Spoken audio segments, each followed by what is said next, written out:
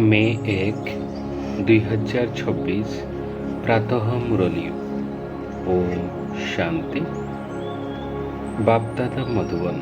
मिठे बच्चे, तमे रावण मतरे चाली बाबांकर ग्लानि करिछ, तेणु भारत कौड़ी तुल्य होई जाइछि। एबे तांकु भल भावरे जानी मने पकाओ, तेबे धन्यवाद होइजिबो। आजिर प्रश्नटी हैला, सच्ची चित्रर क्यों आश्चर्यजनक रहस्य समाहित होई रहिछि? उत्तरटी हैला, अधा कल्प हेउछि भक्तिर नृत्य एवं अधा कल्प हेउछि ज्ञानर नृत्य। जेतेबेले भक्तिर नृत्य हेउछि सेतेबेले ज्ञानर नृत्य हेउ नाही, एवं जेतेबेले ज्ञानर नृत्य हेउछि सेतेबेले भक्तिर नृत्य हेउ नाही। अधा कल्प रावणर प्रारब्ध भोग करुछि, एही आउ अधा कल्प तुमे संतान माने ज्ञानर प्रारब्ध भोग करुछ। एही दृढ़ रहस्य रहिछि, चित्र समाहित होई रहिछि। आजिर गीतटी हैला, ओम नमः शिवाय। ओम शांति। बाबा बसी बुझाउछंती, भक्ति मार्गरे भक्तिर नृत्य बहुत करिछ, ज्ञानर नृत्य करिनाह। जेतेबेले भक्तिर नृत्य होइथाए सेतेबेले ज्ञानर नृत्य हुए नाही। जेतेबेले ज्ञानर नृत्य हेउछि सेतेबेले भक्ति नृत्य हेउ नाही। काहेकि ना भक्तिर नृत्य भक्ति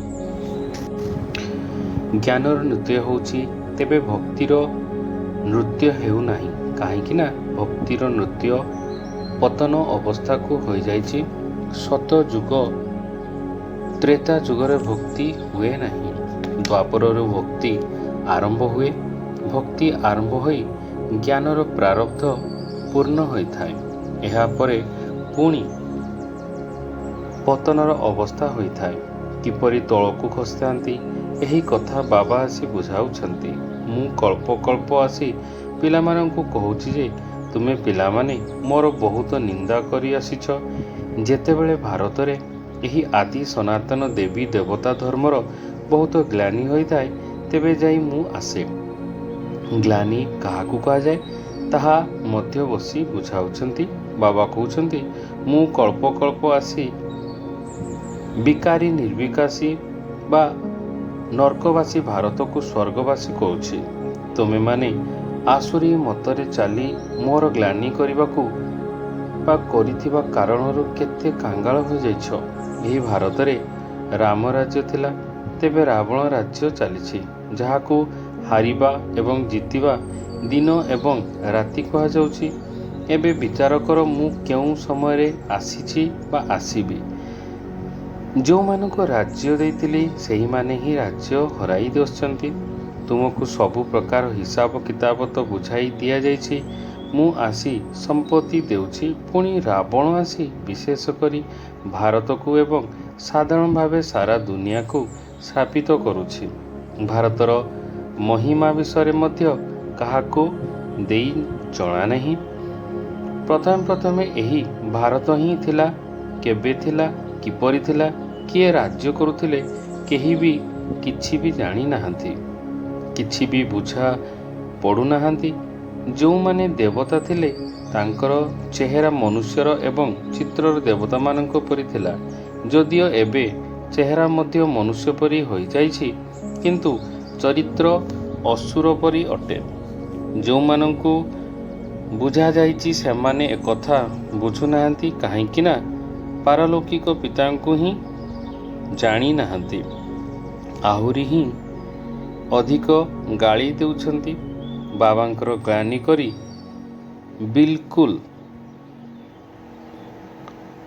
बिल्कुल भूली जाइछंती। भारतर अधा पतन होई जाइछि। बाबा कहउछंती जे दैवी संप्रदायर स्थापन हेउछि, एठारे मनुष्यर देवता हेउ जाउछंती। मनुष्य माने जानिछंती जे ବାବା କେବେ ଆସୁଛନ୍ତି? ସତ୍ୟ ଯୁଗ ତ୍ରେତା ଯୁଗରେ ତୁମେ ବହୁତ ଖୁସିରେ ପ୍ରାରବ୍ଧ ଭୋଗ କରୁଛ, ପୁଣି ଦ୍ୱାପର ଠାରୁ ରାବଣର ଅଭିଶାପ ପାଇ ବିଲକୁଲ ହିଁ ପ୍ରାରବ୍ଧ ସମାପ୍ତ ହୋଇଯାଇଛି। ସେହିପରି ଦେବତାମାନେ ପ୍ରାରବ୍ଧ ଭୋଗ କରି କରି ତ୍ରେତାର ଅନ୍ତରେ ସମାପ୍ତ ହୋଇଯାଉଛନ୍ତି। ତାଙ୍କର ପୁଣି ରାବଣର ଆସୁରୀ ପ୍ରାରବ୍ଧ ଆରମ୍ଭ ହୋଇଯାଉଛି। ଭକ୍ତି ମଧ୍ୟ ପ୍ରଥମେ ଅବ୍ୟଭିଚାରୀ ପରେ ବ୍ୟଭିଚାରୀ ହୋଇଯାଇଥାଏ।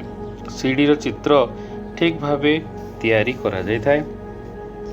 ପ୍ରତ୍ୟେକ ଜିନିଷ ସ୍ୱତ ପ୍ରଧାନ ସ୍ୱତ ରଜ ତମ ହୋଇଥାଏ। ଖାଦ ମିଶା ଚାଲିଥାଏ। ତୁମ ସମସ୍ତ ସନ୍ତାନମାନଙ୍କୁ ତ ବହୁତ ଭଲ ଭାବରେ ବୁଝାଯାଇଛି ବା ବୁଝାଇ ଦିଆଯାଇଛି, କିନ୍ତୁ ଧାରଣ ମଧ୍ୟ କମ୍ ହେଉଛି।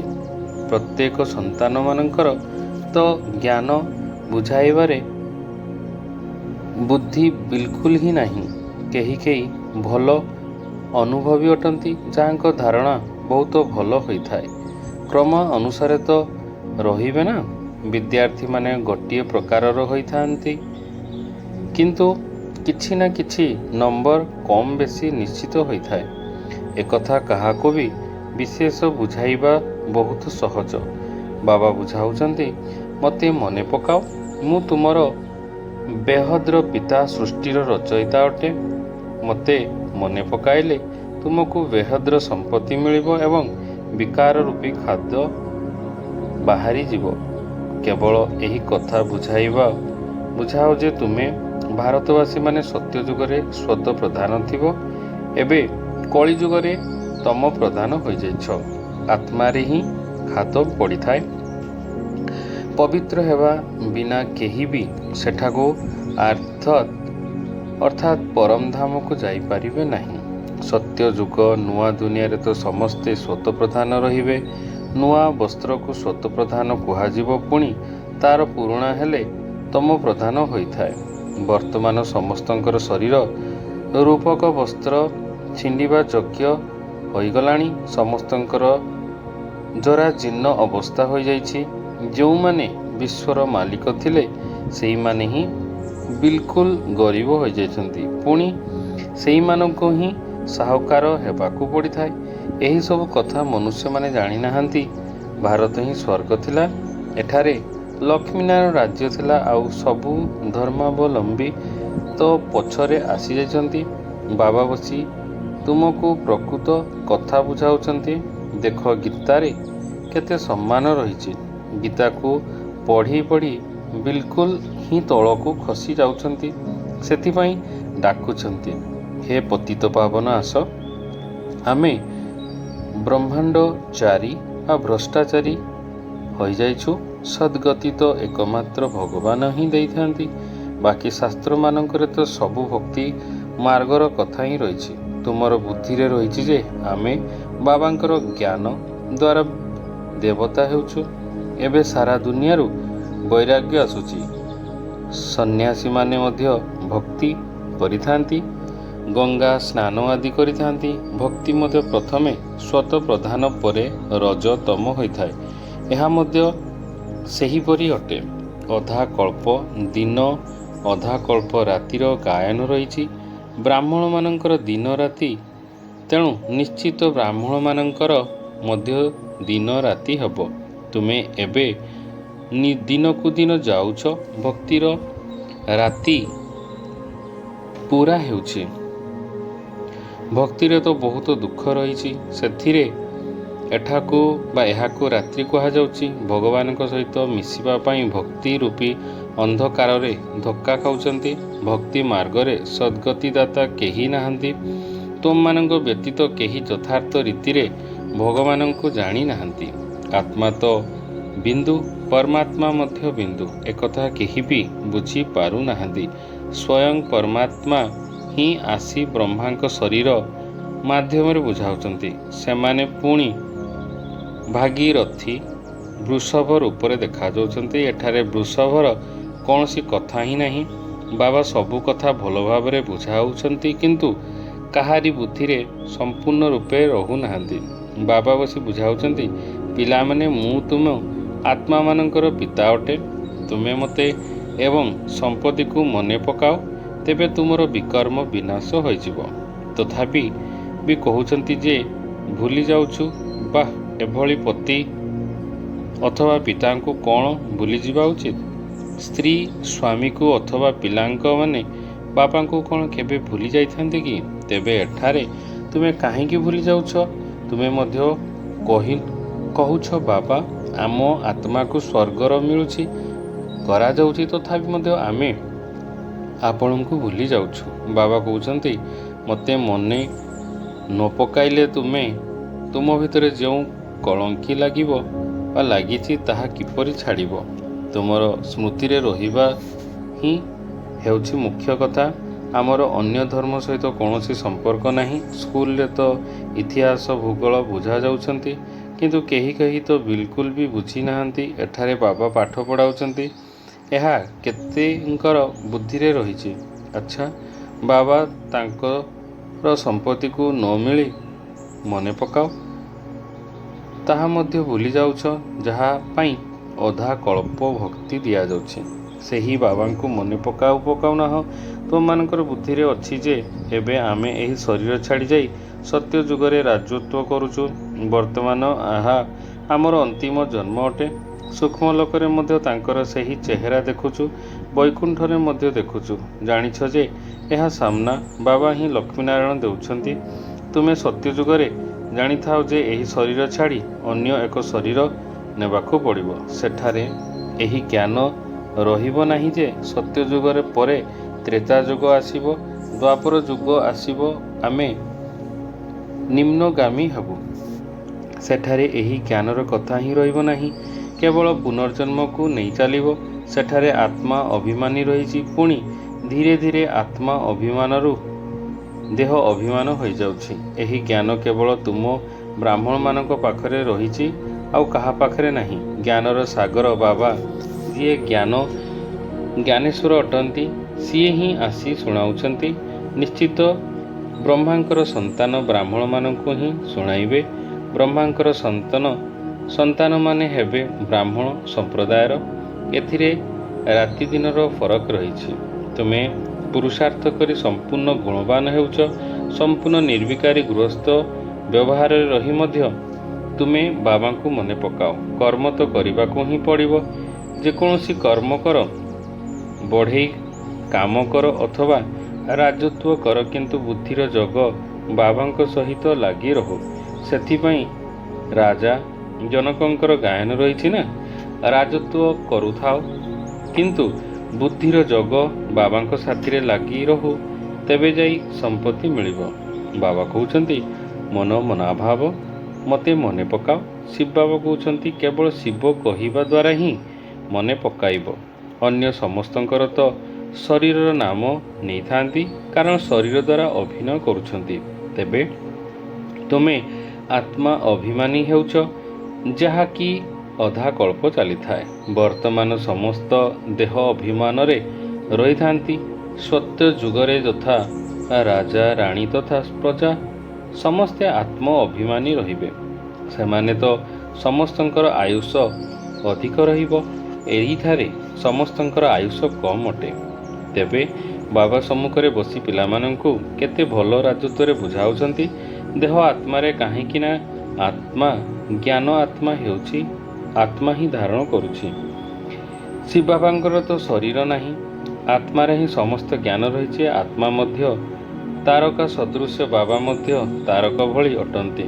ବାବା ତ ପୁନର୍ଜନ୍ମ ନେଉନାହାନ୍ତି, ଆତ୍ମାମାନେ ପୁନର୍ଜନ୍ମ ନେଉଛନ୍ତି। ସେଥିପାଇଁ ବାବା ହୋମୱାର୍କ ଦେଇଥିଲେ କି ପରମାତ୍ମାଙ୍କର ମହିମା ଏବଂ ତାଙ୍କର ପୁତ୍ର ଅର୍ଥାତ୍ ଶ୍ରୀକୃଷ୍ଣଙ୍କର ମହିମା ଲେଖି କରି ଆଣ। ଉଭୟଙ୍କର ମହିମା ଅଲଗା ଅଲଗା ଅଟେ। ଶ୍ରୀକୃଷ୍ଣଙ୍କର ମହିମା ଅଲଗା, ସେ ସାକାର, ଇଏ ନିରାକାର ଅଟନ୍ତି। ତାଙ୍କୁ ଏଣେ ଗୁଣବାନ କିଏ କରାଇଥିଲେ? ନିଶ୍ଚିତ କହିବ ଯେ ପରମାତ୍ମା କରାଇଛନ୍ତି। ବର୍ତ୍ତମାନ ତୁମେ ଈଶ୍ୱରୀୟ ସମ୍ପ୍ରଦାୟରେ ଅଟ। ତୁମକୁ ବାବା ଶିଖାଉଛନ୍ତି ଭବିଷ୍ୟତରେ ପୁଣି ପ୍ରାରବ୍ଧ ଭୋଗ କରିବ। ସତ୍ୟ ଯୁଗରେ ତ ଏକଥା କେହି ଶିଖାଇବେ ନାହିଁ। ଭକ୍ତି ମାର୍ଗର ସାମଗ୍ରୀ ହିଁ ସମସ୍ତ ସମାପ୍ତ ହୋଇଛି। ଏହି ଦୁନିଆ ପ୍ରତି ବୈରାଗ୍ୟ ସମାପ୍ତ ମଧ୍ୟ ଆସିବା ଦରକାର। ବର୍ତ୍ତମାନ ଦେହ ସହିତ ଦେହର ସବୁ ସମ୍ବନ୍ଧକୁ ଛାଡ଼ି ନିଜକୁ ଅଶରୀ ଆତ୍ମା କରିବାକୁ ହେବ। ଅଶରୀ ହୋଇ ଆସିଥିଲୁ, ପୁଣି ଅଶରୀ ହୋଇ ଯିବାକୁ ହେବ। ଏହି ପୁରୁଣା ଦୁନିଆ ସମାପ୍ତ ହୋଇଯିବ, ଆମେ ସମସ୍ତେ ନୂଆ ଦୁନିଆକୁ ଯିବା। ବାସ୍ ଏହି ଜଗର ଯାତ୍ରା ପାଇଁ ମେହନତ କରିଚାଲ। ଏଥିପାଇଁ ହିଁ ଫେଲ୍ ହୋଇଯାଇଛନ୍ତି। ବାବାଙ୍କୁ ହିଁ ମନେ ପକାଅ ନାହିଁ। ଯେଉଁମାନେ ବି ବୁଝିବାକୁ ଆସୁଛନ୍ତି ସେମାନଙ୍କୁ ମଧ୍ୟ ବୁଝାଇବାକୁ ହେବ ଯେ ଶିବ ବାବା ବ୍ରହ୍ମା ଦ୍ୱାରା କହୁଛନ୍ତି ମୋତେ ମନେ ପକାଅ, ତେବେ ତୁମର ଖାଦ ବାହାରିଯିବ ଏବଂ ତୁମେ ବିଷ୍ଣୁପୁରୀର ମାଲିକ ହୋଇଯିବ। ବିଷ୍ଣୁପୁରୀ ହିଁ ସ୍ୱର୍ଗପୁରୀ ଅଟେ। ତେଣୁ ଯେତେ ଦୂର ସମ୍ଭବ ବାବାଙ୍କୁ ମନେ ପକାଅ। ଯେଉଁ ବାବାଙ୍କୁ ଅଧା କଳ୍ପ ମନେ ପକାଇ ଆସିଲ ସିଏ ଏବେ ସମ୍ମୁଖକୁ ଆସିଛନ୍ତି, କହୁଛନ୍ତି ମୋତେ ମନେ ପକାଅ। କିନ୍ତୁ ଦୁନିଆରେ ତାଙ୍କୁ କେହି ବି ଜାଣିନାହାନ୍ତି। ସେ ନିଜେ ହିଁ ଆସି ନିଜର ପରିଚୟ ଦେଉଛନ୍ତି। ମୁଁ ଯିଏ ଯେପରି ଅଟେ ସେହିପରି ଭାବରେ ବହୁତ କମ୍ ପିଲା ଜାଣିଛନ୍ତି ଏବଂ ନିଶ୍ଚୟ କହୁଛନ୍ତି। ନିଶ୍ଚିତ ଆସିବା ଦ୍ୱାରା ପୁରୁଷାର୍ଥ କରୁଛନ୍ତି ଏବଂ ସତ୍ୟଯୋଗୀ ସମ୍ପତ୍ତି ହୋଇଯାଉଛି। ଶିବ ବାବା କହୁଛନ୍ତି ମନେ ପକାଅ, ଯାହାଦ୍ୱାରା କି ତୁମର ବିକର୍ମ ବିନାଶ ହେବ ଏବଂ ତୁମର ପବିତ୍ରତା ହୋଇ ପବିତ୍ର ଦୁନିଆକୁ ମାଲିକ ହୋଇଯିବ। ତେଣୁ ଏବେ ଆଉ କୌଣସି ପ୍ରକାରର ବିକର୍ମ କରିବା ଉଚିତ ନୁହେଁ। ଆଚ୍ଛା, ମିଠା ମିଠା ଶିଖିଲତି ସନ୍ତାନମାନଙ୍କ ପ୍ରତି ମାତାପିତା ବାପଦାଦାଙ୍କର ମଧୁର ସ୍ନେହ ସମ୍ପନ୍ନ ଶୁଭେଚ୍ଛା ଏବଂ ସୁପ୍ରଭାତ। ଆତ୍ମିକ ପିତାଙ୍କର ଆତ୍ମିକ ସନ୍ତାନମାନଙ୍କୁ ନମସ୍ତେ। ଧାରଣ ପାଇଁ ମୁଖ୍ୟ ସାର 1 ନମ୍ବର, ପୁରୁଷାର୍ଥ କରି ସମ୍ପୂର୍ଣ୍ଣ ଗୁଣବାନ ହେବାକୁ ପଡ଼ିବ। ଯେକୌଣସି କର୍ମ ହେଉ କିନ୍ତୁ ଭଗବାନଙ୍କର ସ୍ମୃତିରେ ରହି କରିବାକୁ ହେବ। କୌଣସି ପ୍ରକାରର ବିକର୍ମ କରିବାର ନାହିଁ। 2 ନମ୍ବର, ଏହି ପୁରୁଣା ବସ୍ତ୍ର ଅର୍ଥାତ୍ ଶରୀର ଜୀର୍ଣ୍ଣ ଶୀର୍ଣ୍ଣ ହୋଇଯାଇଛି। ଏଥିରୁ ମହତ୍ଵ ତୁଟାଇ ଦେବାକୁ ହେବ। ଆତ୍ମାକୁ ସ୍ୱତ ପ୍ରଦାନ କରିବା ପାଇଁ ପୁରା ପୁରୁଷାର୍ଥ କରିବାକୁ ହେବ। ଆଜିର ବରଦାନଟି ହେଲା ସର୍ବଦା ଅତୀନ୍ଦ୍ରିୟ ସୁଖର ଅନୁଭୂତି କରୁଥିବା ଅଟଳ ଅଖଣ୍ଡ ସ୍ୱରାଜ୍ୟ ଅଧିକାରୀ ଭବ। ଯେଉଁ ପିଲାମାନଙ୍କର ସଙ୍ଗମ ଯୁଗରେ ସଦାକାଳ ପାଇଁ ଅତୀନ୍ଦ୍ରିୟ ସୁଖର ସମ୍ପତ୍ତି ପ୍ରାପ୍ତି କରିନେଉଛନ୍ତି, ଅର୍ଥାତ୍ ଯେଉଁମାନଙ୍କର ବାବାଙ୍କର ସମ୍ପତ୍ତି ଇଚ୍ଛାପ୍ରଦ ଉପରେ ସମ୍ପୂର୍ଣ୍ଣ ଅଧିକାର ରହିଥାଏ, ସେଇମାନେ ଅତ୍ୟଧିକ ଇଚ୍ଛାଶକ୍ତି ସମ୍ପନ୍ନ ହୋଇଥାନ୍ତି। ସେମାନଙ୍କୁ ଅତୁଟ ଏବଂ ଅଟଳ ଅତୀନ୍ଦ୍ରିୟ ସୁଖର ଅନୁଭୂତି ହୋଇଥାଏ। ଏହିଭଳି ଉତ୍ତରାଧିକାରୀ ଅର୍ଥାତ୍ ସମ୍ପୂର୍ଣ୍ଣ ସମ୍ପତ୍ତିର ଅଧିକାରୀ ଆତ୍ମାମାନେ ହିଁ ଭବିଷ୍ୟତରେ ଅଟଳ ଅଖଣ୍ଡ ସ୍ୱରାଜ୍ୟର ଅଧିକାର ପ୍ରାପ୍ତ କରିଥାନ୍ତି। ଆଜିର ସ୍ଲୋଗାନଟି ହେଲା ଯେଉଁଠି ମୋର ପଣିଆ ଆସିଯାଏ ସେଠାରେ ବୁଦ୍ଧି ଚକ୍ର ଲଗାଇଥାଏ। ଓମ୍ ଶାନ୍ତି, ଓମ୍ ଶାନ୍ତି, ଓମ୍।